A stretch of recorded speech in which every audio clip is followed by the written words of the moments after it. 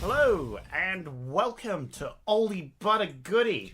This is the show where we review movies from 1994 as they come out through the year. So last week we did a really interesting movie. Terrible. Actually, no, interesting isn't good because it wasn't. That was the problem. It was bad and it wasn't even interesting. Just an irredeemable piece of trash. Came out that week of 1994. Luckily, in the weeks coming up, we actually get some better movies that came out. Mostly this week's movie, which is Blink.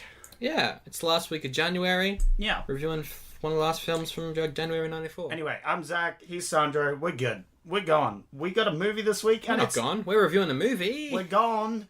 We're reviewing a movie called Blink. Yeah. It was pretty good. Honestly, Okay. Compared to last week's movie, which was giving trash a bad name, this was all right. Unfortunately, I think I had too high expectations this time around. Yeah, I was really keen for this one. You were hyping this movie up for yourself, and honestly, I think you hyped yourself out of it. I think just I did. Because you went because last week's movie was like a 10% on Rotten Tomatoes, which it deserved less. But this week, what is it? Like a 60%? 65%. 65%, yeah. So, like, there's a big difference there. And honestly, this movie, I kind of liked it. All right. I was like, you know what? This wasn't the worst thing I've ever watched. That's which very was last week's That's one. very true. So, yeah, what's it about? It's a bit of a thriller. It's a bit of a crime film. First off, though, if you go and, like, look this film up on IMDb or Wikipedia or anything, it will tell you this film wasn't released in 1994, or at least it wasn't released in January of 94. It was. It is. We're going by the American cinematic release date. Oh, right. So this I film... can see why there's a bit of confusion there. This film was shown off at a bunch of festivals late 93. Properly got released at the end of January in 94, and then it got released worldwide in May of 94. Right. Yeah. So we're going by American release date for this one because there was no other film that came out this week, so we wouldn't have a film otherwise. Yeah, so. But honestly, it's not a bad film. Yeah. Not a bad film to watch. I feel like if I was ever going to watch a film again, it wouldn't be last week's because it was really bad. Anyway. Would you say that the film is pretty apt? I'd say if I was blind but then got new eyes... and I was going to choose a film to watch, I would consider this one. All right. Well, let's go through the team and put it together. It is directed by Michael Apt. Mm-hmm. That's where I was getting at with that line before. Oh, but it was a joke. It didn't quite work. It didn't quite work. I see. Yes, well, you tried to do a joke, Sandro. And we all know that was a bad idea. He is a very, very famous director. Yeah. He's done a lot of TV work. He's done Rome, that HBO show. Oh, yeah. That I watched a couple episodes of and thought, that's pretty good.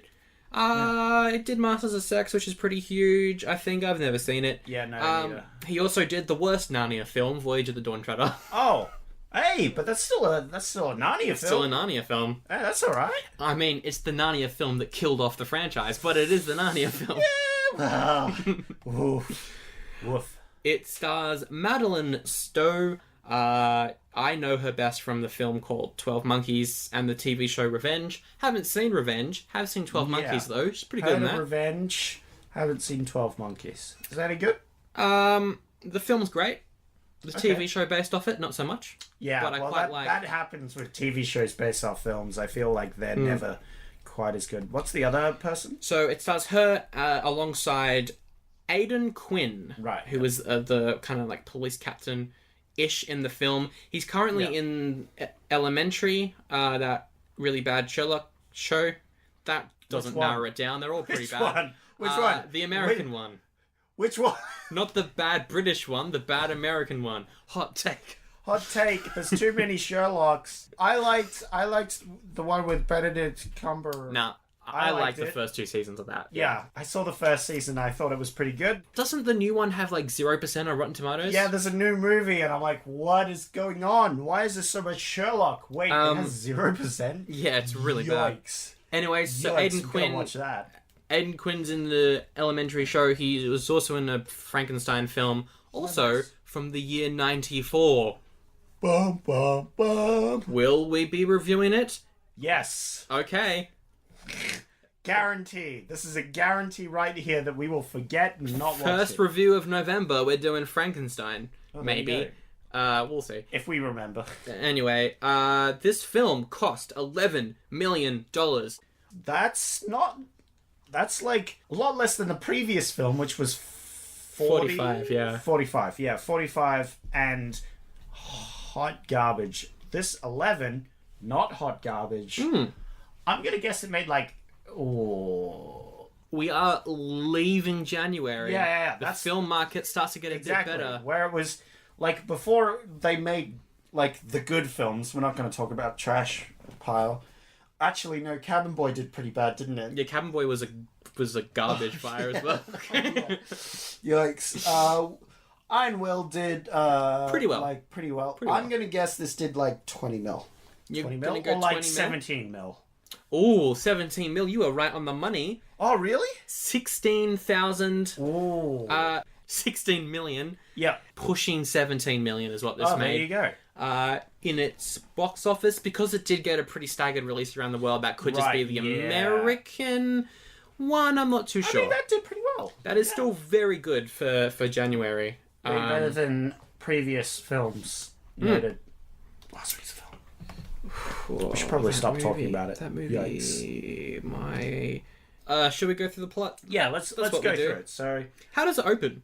it opens up with some weird dialogue for some reason. So yeah, It's like in this building, and clearly it's these dudes at a table talking, but we don't see them. It just has like the intro credit stuff. It's weird. It's not very strange. It's not great. but I love what comes after that. Yeah. We get Then- a sick violin solo to Yes. open up the film. That's her instrument of choice is a sick violin, and we get the sick 90s great music. violin player.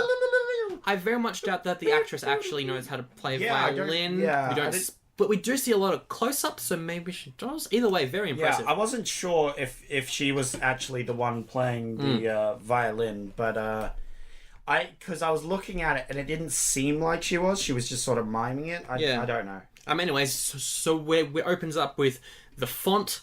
It's very similar font to the opening of Iron Will in that it's bad, but I like the font. You're bad. You know what, Sandra? You're I hate bad. 90s Your font. choices, 90s font. font are bad. I good. love 90s font. Bring back 90s font.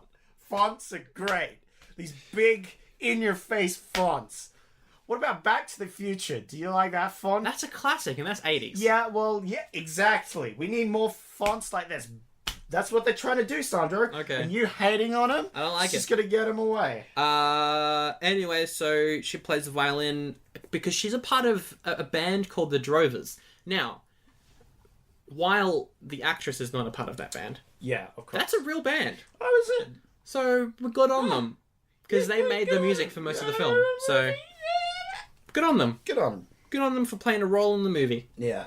They hadn't had any acting experience before, and they're all in there, and they're all doing their I best. mean, they didn't do any acting. They just played during parts of the movie. But it was alright. It was good. Anyway, so our main character's name is Emma Brody. She's up there playing the violin, and a detective named John Hallstrom. Yep. He's sitting at the table Yeah. with all his detective buddies. They're Yeah. all having drinks and having a good time. And they're like, oh, hey, mate, you better go up and impress that lady. Ha ha, I'll bet you $20 you can't make her smile. Ha ha, ha ha. Boy, men are great. So he decides to go up and try and grab her attention. He starts dancing and dancing, but he doesn't get her attention. So you know what? So what does he do to get her attention? He needs to go to drastic measures, Sandra. Because he's got money on the How line. drastic? Drastic is in my clothes be gone. I start stripping. Now I'm pretty sure if you strip at a concert, you're going to get thrown out, possibly thrown in jail. Yeah, well, this was at like a bar place. So I think it wasn't really a concert. It was more like entertainment for the place. And so the people were just... Anyway... Well, surely him going to such drastic measures will get her to see him and smile, right? Yeah. Well, you would think that, except she's blind. I laughed out loud at that one. Anyway, so she goes home and she gets a phone call. Hey lady, I heard you need new eyes. Well, that's nothing what the guy sounds Anyway, like. you get new eyes. Yes, this is my accent. This is exactly the accent that the movie actor had. Mm-hmm. That one of the characters is his doctor. This is what he sounded. You know like. that now that you've done this, you've got to do it for the whole episode. Yep. All right. This is my voice. Anyway, I'm on my pretend phone here. Hey, we got some free eyeballs. You want some eyeballs? We shove them in your face. This is how eye surgery works. I'm no medical professional, but eyes are very complicated organs. Yeah. Well, because they were look this replacing up. the cornea. Yeah, you're right. Not the Actually, eye no. itself. They're just replacing like the lenses. So that's probably possible. Maybe. You know what? Maybe I was too early to criticize this. So so the doctor has this one. Well, no, two of them, but he only does one. Off with. So it has this great scene where she's being led to the ER or whatever, but she's clearly like drugged up. She's got the morphine or whatever, but she's also super happy because she's gonna not be blind. This is where I started to doubt the dialogue because it's I don't know. It is really awkward. It's weird dialogue. Obviously, it's meant to portray that she's drugged, but it doesn't do it very well. No, she's just spouting nonsense. You were a bit confused. You thought she was drunk for a bit? Yeah, because like she's And come then back from a show and then it's she's really been called into the weird. hospital, so maybe I don't know. Like it was just a bit of a weird. It was weird. She was on a joke. Anyway, so she gets this one eye all stitched up, all fixed up. but the eye, it doesn't like go instant. Like, oh hey, my eyeball works now. So what does the lady, that's not how your eyeball's gonna this work. doctor's eye? Wow, this doctor's voice. You see, you get the lens, the cataract. We Ew. stick it on there. And then you see, but you don't see so good because you're not used to the Yeah. the lens on there. So you're not used to it. You got this blurry eye. So we have this effect which you were not impressed with. I grew to appreciate it, but up top, not so much. I look, honestly, it was an alright effect. Yeah. I feel like yeah. even modern studios would have probably done something like that because they've got to portray the fact that you can't see very well. So it's sort of like you're like her vision is sort of like you're looking through a piece of like plastic that's sort of wobbling. or like a if you have a mug or a glass. Yeah. A glass and you're trying to see through that. It's kind of this distorted image. Yeah. Everything's very blurry and it's hard to see things, but occasionally they focus. Ooh. I'm pretty sure she reveals why she's blind at this point, and it's because her mum was a very bad person. Yeah. And noticed that she was using her makeup and just smashed her head into the mirror. Yeah. As you do as a normal, everyday parent. What a you're like, terrible parent. Yeah, I wouldn't go. That's a bit harsh. I mean, it's just terrible human being. What do you mean? Smashing someone's face into a mirror because they were using your makeup is a totally reasonable reaction, Sandra. You know what? Vincent Eastman from the film Intersection from last week, he died. I don't think he should have died. I think the mum from this film should. We don't know anything about this mum, actually, except she was total rude. Just a bad parent. We then get the second scene of the detective cop man, Mr. John. I thought this was his proper introduction, though, because I didn't realise that it was him at the start of the film. Oh, no, no. And I was like, dude, that's the same dude. Same guy. Anyway, he leaves this woman's house after spending the night there, gets sort of stopped on the corner by this kid, and this kid is great. It's like, oh, so are you the new Mrs. Foreman or whatever? I don't know the actual name, but he's like, are you the new Mr. Foreman? And he's like, no, I'm Father Christmas. Can't you see? And he's like, oh, you don't look like Father Christmas. Yeah, well, I am. Father Christmas already came at Christmas. I had one left over. Had to give this one present to this lady. It's like, oh, you got a present for her? Have you got a present for me? I was like, no, because you're a bad kid. And but she was good. And he's like, oh, I have no idea. It's like, what the fuck? It's so bad. It's just, like, it's truly, like, all throughout the film, I was reminded of Halloween. The first Halloween film from 1978. Yeah. I was just reminded of that because the dialogue in that film is, like, it feels like it's written by a teenager. Yeah. That's not a negative. It's just dialogue in that time was quite simple, and this film has that style, and I don't really like it. I couldn't put my finger on it for most of the movie, but I think I realized it was, in fact, the dialogue itself, not the actors. The actors actually did really well. Oh, pretty good, yeah. With the dialogue, which really confused me because it felt natural, but was definitely not natural. It was really just bizarre. Anyway. So her eyesight starts to play up. So she gets her second eye put in, now that we know that it sort of works. Mm-hmm. And a band member from her band comes over. She can't see the band member, so the band member gets annoyed and leaves. Oh yeah, she can't see properly. Yeah, well, she was blind the other day. Yeah, band member. The fact that she can sort of see is amazing. Yeah, that's awesome. That's great. Everyone's okay. Throughout this movie, people are just like, "Oh, why can't you see better?" Gosh. Like, nobody realized she was legally blind. She literally couldn't see, and now you're expecting her to see just as well as it's really... it really pissed me off. I guess if she didn't tell some of the people, that does make sense. But this is someone who she's in a band with, so they definitely know. Yeah, no, they've known... They literally point out that they've been friends for years. This is the first part of just... Anyway... So cut to the following morning, and she thinks that she can properly see in crystal clear vision this band member coming over. Yep.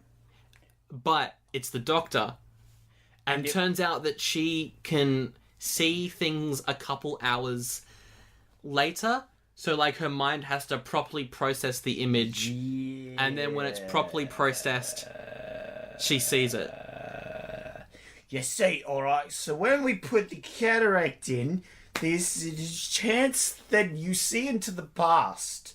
I can't process your images until later, and then you're like, oh, I saw a person. That's how it works. That's it. Okay. It's pretty much... The doctor explains this one weird thing, and then doesn't mention it. It's a weird... it's a weird gimmick as well. It's a weird gimmick. It's a weird premise. They don't really use the thing that she sees after the thing happens to it's weird potential. Like, it could be a really cool concept, but they don't do anything with it. Anyway, she goes home from the hospital. She gets drunk. Yep. She passes out on the couch. She thinks that she hears someone moving around. What was that? So she goes and she opens the door to have a look, and there's this guy there. What? And then she's like, Mr. I can't remember the name of the character, but it was like the person who owned all the buildings, wasn't it? Yeah. The landlord. Mr. Man. Landlord, is that you? And he's like, yeah, that's me. All right, I gotta go. Dealt with the problems. That's Definitely not a bad guy. Bye. It's me. I've lost my voice. That's why I'm whispering. Yeah, that's why I'm whispering. Go back to bed now. Bye. I'm not a murderer. Bye. Yep, seems legit. Seems good. She goes to bed. Cut to following morning. She's awake. She's having a look around, and she sees the guy from the last night. Bum, bum, bum. And we have a couple jump scares. Obviously, he's not there. It wasn't the landlord. It was some guy whose name we don't know. He's just a guy. It's just a guy. It's just a guy. She runs over to a police station, and we get quite possibly the worst scene in the whole film. I'm just like, guys, she knows there's a murder there. Just listen to this lady. But they all think she's crazy for no reason. Literally no reason. Just because she can't see very well. She was blind 2 days ago. Yes, she literally couldn't see. That is why, if she had taken 2 seconds to explain, which I'm... guarantee she did, because they know that she...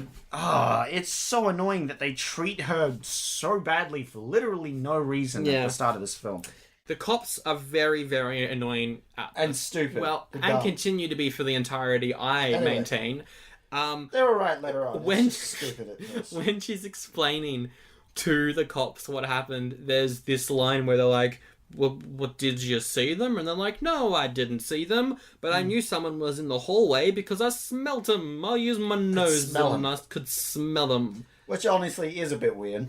It is a bit strange. But anyway. Cut to a dead lady in a bathtub. Yep. The police are there and they're like, oh, someone was killed, obviously. Yep. They have a look around for evidence. Yeah. They find a cross. They find a cross. It's going to be important later on. Mm-hmm. Our mate, Mr. John, He makes a classic goof. he makes a joke. What's his joke? He goes And to please describe why it is so funny. So he crouches down next to the bathtub with his dead body in it. Mm-hmm. His dead naked body with his partner just across the other side of the bathtub. And then he's like, all right, so tell us, who killed you? No. And then he goes like, oh, not talking, eh? Ugh. It's going to end badly for you. Ugh.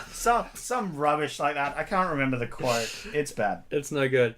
It's silly. And the other guy's like, you're a sick bastard. And then he just cut away from that. Anyway. So John is like, okay, let's go and interview other people in this building.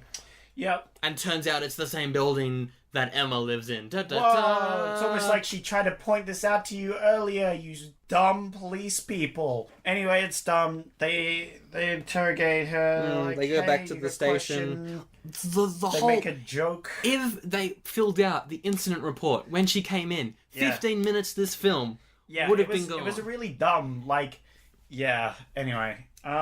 He makes a joke. Oh, that's right. And it's like a dick joke. And she's like, is that a dick joke? And it's like, oh, no, it's not. It's like that. It's not like that's a dick joke. It's because we're dicks. It's because we're detectives. We just call each other dicks. Wow, funny jokes. The jokes are so bad. It's like the Big Bang Theory level writing. So lazy. So she goes and she plays another concert, a sold-out concert, with the Drovers. Really cool scene with her kind of playing the violin, and like her eyes are open and she's getting overwhelmed by everyone else, but the music just like makes her feel like she's at home, and it works well. But then she spots a guy in the crowd, and she thinks, wait a minute, does that look like the murderer? Da, da, da. So she calls the cops. They can't find it. The main cop guy takes her out to coffee. There's this scene that's kind of pointless for a long time. It's like 6 minutes. Yeah. Is this where she reveals that she smelt soap on the guy? Yes. And that he likes to be clean, and that's why there was no blood at the original body or something like that? Yeah. He likes to keep clean. He likes to wash his hands. He doesn't like This blood. is the killer who likes to keep clean. Yeah. Yeah. Not the detective. No, or although he probably does. I disagree. That detective, no. He's a dirty mongrel. Him, I think he does the classic dip under the sink and then wipe it on his shorts sort of thing. Yeah. You know, whatever. He's a dip and wipe is what I like to call those people. That's Good old dip and wipe. I want to dip and wipe that joke out of my memory. Yikes. Then we get a bit of an action-packed sequence. She goes to the hospital to check up on her eyes with the doctor. Oh, yeah, it's me. It's the doctor. Hey, your eyes? Hey, your accent's changed. Wasn't it New Zealand? No, it wasn't. What? New Zealand? You had a New Zealand accent. It was sort of Australian-ish. Oh. But also New Zealand. I guess it's close. You could go cheese, bro, and now I'm sort of New Zealand. Yeah, bro. I'm a bit New Zealand as well now. Oh, please stop. Yours is almost worse than mine. What are you talking about? What are you Oh, talking now I'm about? Canadian. What's going on? What's going on? She thinks that she sees the killer at the hospital. Yeah. She's like, wait, was that the killer? Bum, bum, bum. I'm like, wait a minute. Is the doctor the murderer? That was my prediction. Anyway. That is the prediction. Keep this in mind as we continue through the plot. Anyway, prediction, the dog gets run over. What? Anyway, they go to the car park of the hospital. What did you say? And the dog No. spots... They won't kill off the dog. No. So the dog runs to scare this killer away because for some reason the dog senses that it's a bad person. The killer follows them to that. Yeah, there's this whole to, like, scene a where parking. she's trying to run away, but then the dog runs after him, and then a car hits the dog. No. The police come to check up on the dog. Do dogs usually come? Do the police usually come? Oh no, it was when, really like, weird. a dog I think accident? it's more because she's reporting that the murderer guy was there. Oh right, that the killer was there. Then she mentions that they like don't believe her. They're not making fun of her at this point. They just don't believe that she saw the right person. But then she spotted a cross lying on the ground. Yeah. They didn't tell her. But then they're like, maybe she overheard it. But then he shows her some crosses later. So she must have seen the right cross. So But then the cross wasn't there. theory is that the killer dresses up the victims like someone that he remembers. all the victims that he's attacked and killed have been wearing this cross. Yeah. So he's sort of dressing them up like it. This is where the film, personally, for me, takes a big, humongous dip towards being fairly bad. Yeah. Not terrible, just a bit like, you're wasting my time here, mate. You're wasting my time. Get to the killer. Sure. Because John goes over to visit Emma at her place, and they sort of fight about her not wanting to see things. It's a weird scene, but I don't get it. I don't mind it. It was like their fight scene because they got to have a lovers' quarrel, you know. There's this weird sexual tension going out throughout the whole film. Yeah, there was a weird it's sexual very tension. weird. I don't like it. Yeah, It's I mean, kind of forced. So anyway, she's like, "No, I don't fancy this John fella. what is your exit? I don't like this person. I'm gonna go out on a date with the doctor instead." Aha! Get stuffed, you jerk! And like, oh yeah, I'll go on a date with you, baby. So, wow, what just... That was a great accent. Baby. The cop kind of... our good mate John kind of stalks her. Yeah, and the but he's doctor. also like, I think she knows he's there. He's supposed to because before they set a cop to watch her to make sure she didn't get attacked or anything, and so now he's sort of taking that role as an excuse so he can stalk her. Yeah, so she comes back from the date. Yeah, she's like, yeah, no. Nah, I was sort of letting the doctor down. The doctor would have said, "Oh, go back to being a doctor, putting eyes." And then, oh, dip and wipe, yeah. Then we just get about 15 minutes of Emma and John just dating. The soundtrack during this part I truly don't like. It sounds like a Sting song. What is it? It did sound like something very familiar. No, Fields of Gold by Sting is what it reminded me of, and that it's bad and I don't like it. Anyway, so while they're having this fun time, another person gets murdered. Mm-hmm. And the cop is like, oh crap, while I've been having fun, someone's died. Well, now I'm going to be a grumpy boy. Yeah. And he's going to go do his job. So he goes off and he does his job, which means going over to the house where this person was murdered. Yeah, that was weird because he was coming into this tape, but there's a kid just playing basketball. Yes, I guess it makes sense seeing as it is the victim's kid. Yes. Like that And kid it's lives their in that house. Anyway, he says sorry to this kid, and this kid's like, why does everybody say sorry? Yeah, why didn't people just say, yeah, well, your mom's dead. Oh, it sucks to be you. I don't know. This kid was very sassy about things. Sass kid. Yeah. Sassy kid. We never see the kid ever again. We do see the kid's dad, the victim's husband, who has the weirdest... He sort of talks a little bit like this. I sort of talk a little bit like this, and then why did you let my wife die? Don't call my wife a number. How could you have let this done? What have you been doing? And of course... Yes, exactly. The husband says what we have all been thinking. What have you been doing to catch the killer? Yeah. Nothing. You've been doing nothing. You're a bad cop. Yeah, but he wouldn't know that, and why didn't the guy just be like, I've been working very hard? He just, like, accepts this scorn from the husband. Obviously, he knows that he hasn't been working on it, but, like, I don't know why he takes this from his husband. Anyway, and then, we jump over to Emma, and she's looking in her closet. She's trying to find some clothes or something. Find some clothes, and someone has drawn some eyes on the mirror on the outside of the closet. No, the inside of the closet, in fact, because it's a mirror on the inside of the right, closet. of course. So someone would have had to gone inside her closet. Ooh. Bum, bum, bum. And so she sees the eyes and she's like, oh, the killer's after me. Yeah. And so she tries to get in contact with our good old mate John. She can't, so instead she runs off to the police station where he is. He's there. They get in a fight. A full-on proper fight where he's got her facing the mirror. Yeah. And she gets flashbacks to when her mum smashed her face into the mirror and she freaks out, smashes that mirror herself with a fist, just watch out. Then he's like, oh crap, are you okay? And she's like, I'm fine, don't touch me. She runs off to the train station and the film lets us know that the killer might be around bum, bum. by playing some spooky music. During that scene. Anyway, she gets on the train and there is someone else on the train that she thinks to be the killer. They sort of have a chase.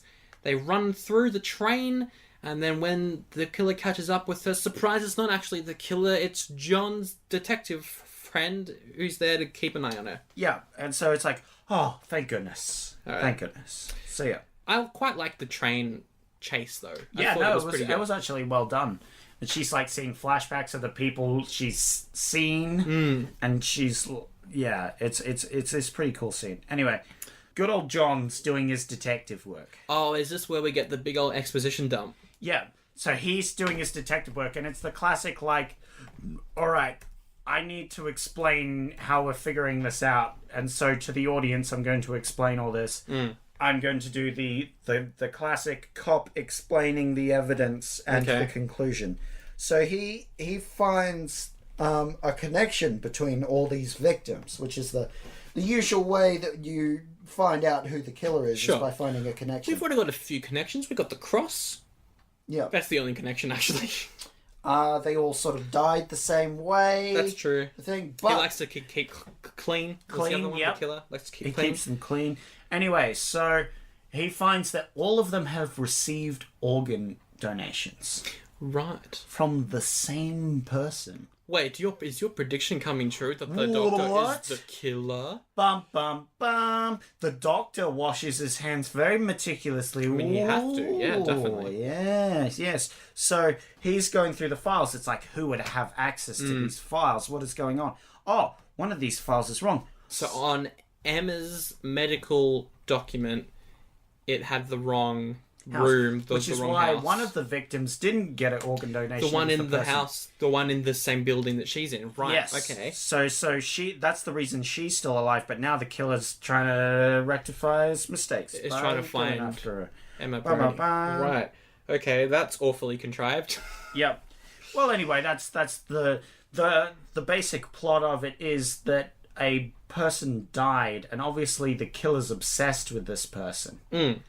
And the person's organs were donated, and he doesn't like that. He doesn't like that. Yeah, of course. Yeah, I get that. Her. You understand? I understand. You're fully on board with this killer's reason? I mean, no, but I totally understand. Agree? No, but you're down. You're explaining it, and it makes sense. Position, you would do the same thing. Look, I'm not saying I wouldn't. I'm not saying I would either. Okay. I'm just saying I'm here to do a podcast and let's get on with it. Okay, alright. Gotta move on from this. Getting a little anxious. Anyway. So this is where the doctor visits Emma. He goes over to her house and says, look, the person whose eyes you have, the person who, like, we use the transplants for, that person's mother wants to meet you. Yeah. While, at the same time, John is at that mother's house. The person who has donated particular organs to the people who are now being killed. Like the cataracts, which he's using to see right now. John is over at that mother's house, and the mother reveals that she has never heard of Emma in her entire life. Ba, ba, ba. So Emma, she doesn't know this. She still thinks that this mother wants to meet her. So she goes over to the house. Yeah. That the doctor is saying that she lives at. Yeah. She's got a cop friend. She's who's trying to keep an eye on her. He's like, oh, I need to find somewhere to park because the whole street's blocked. Yeah. She says, oh, I'll just get out here, and he's like, no, I've got to keep an eye on you. And she's like, no, I'll just stay on the porch. And he's like, all right, sure, go, leave the car. So she hops out and immediately goes inside, doesn't wait on the porch. She's like, crap, I'm an dingus. And I think he parks in like a garage or something. He parks in like the entrance of a garage. Yeah. It's sort of like a place where you can go and get your car fixed up as well. Like an auto shop. Yeah. He like parks in front of one of those. So she explores the house. There's nothing there. So she comes back out, goes over to the cop car. The cop car is actually going inside this repair shop. Yeah. Which is a bit weird. We get a pretty cool scene here, though. Yep. So she approaches the cop car. Yep. Like, her vision starts to play up a little bit. She sees the guy. Yeah. Her cop friend. And she's like, why have you moved in here? It's time to go.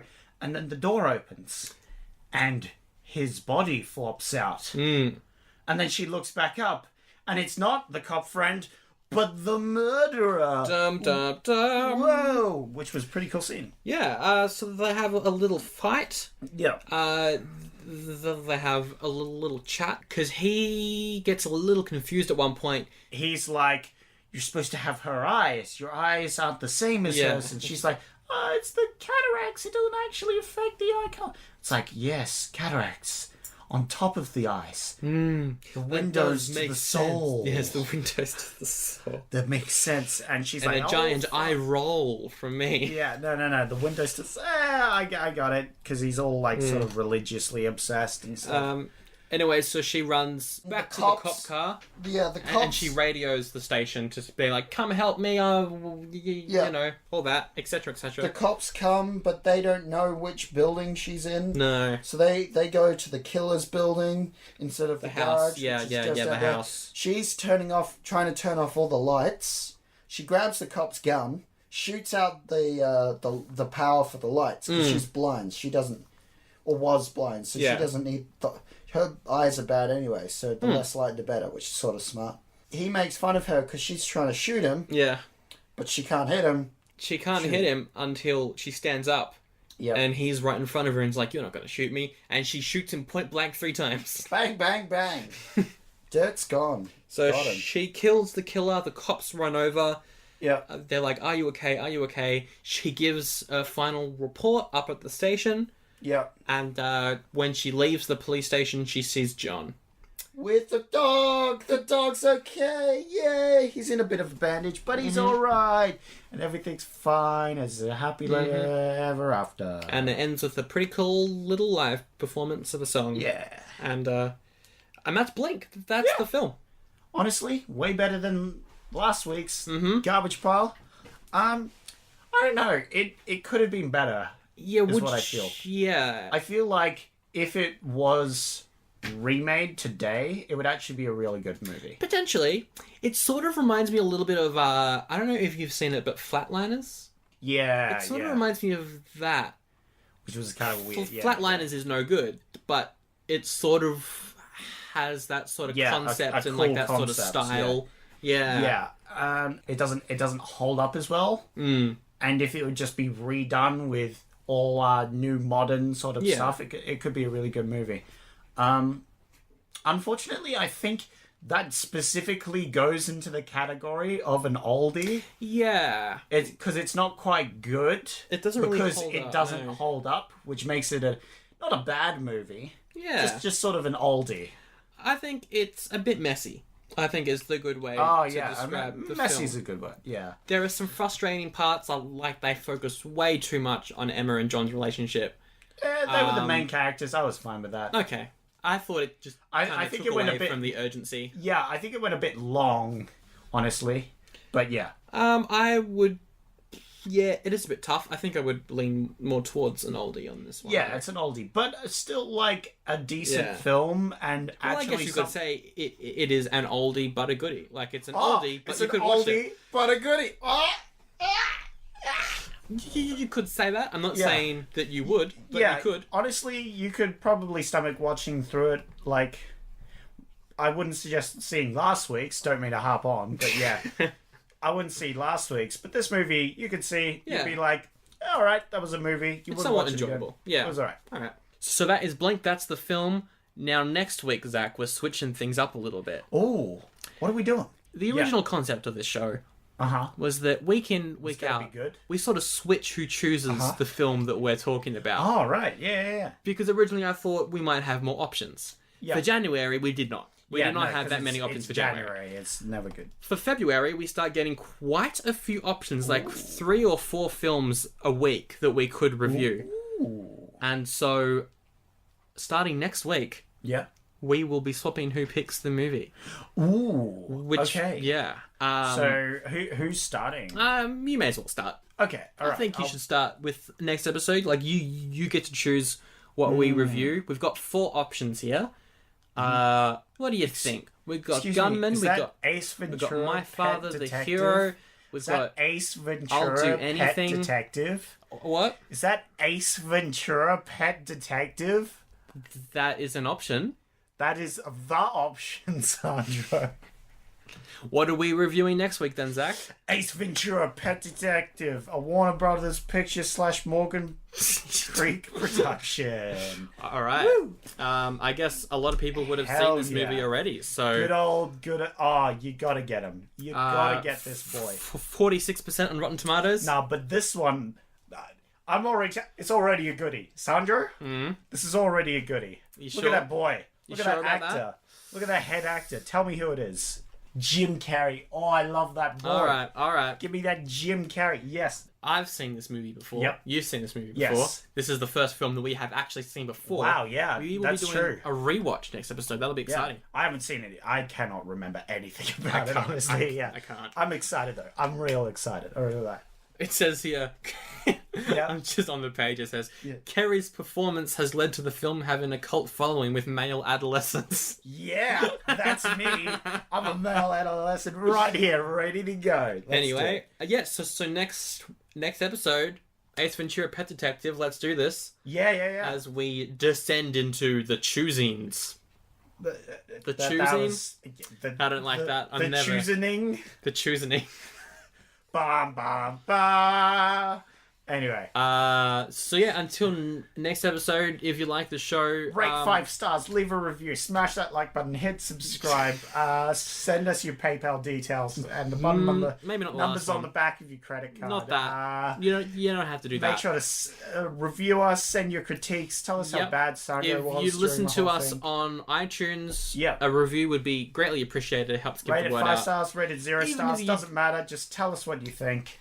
We're on YouTube as well. You can rate Sandro 0 stars. He won't mind. It's fine. The way that YouTube works is the podcast episodes go out Friday. The YouTube video versions go out Monday. Okay. So it's a little bit different. Yeah, bit out of sync there. If it's easier for you, subscribe there. There's a little bit of a delay because it's much harder to make videos than it is to make audio files. You can find us on the Spotify's, the podcast. Wherever you listen to your podcast. All of the links are in our description to find those things. So are our socials. We're on Instagram and all that. You can hit us up there if you want to let us know what you thought of the film or what you think of the show. Or you can email Goodie.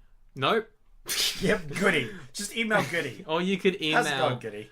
oldiebuttergoodiepod@gmail.com. Until next episode, Ace Ventura, Pet Detective. We'll see you there. What's your favourite quote from the movie? The eyes are a window to the soul. I couldn't see the eyes. Yeah, But I knew they were there. Because I could smell them. Oh, no. No, that's so bad. See you later.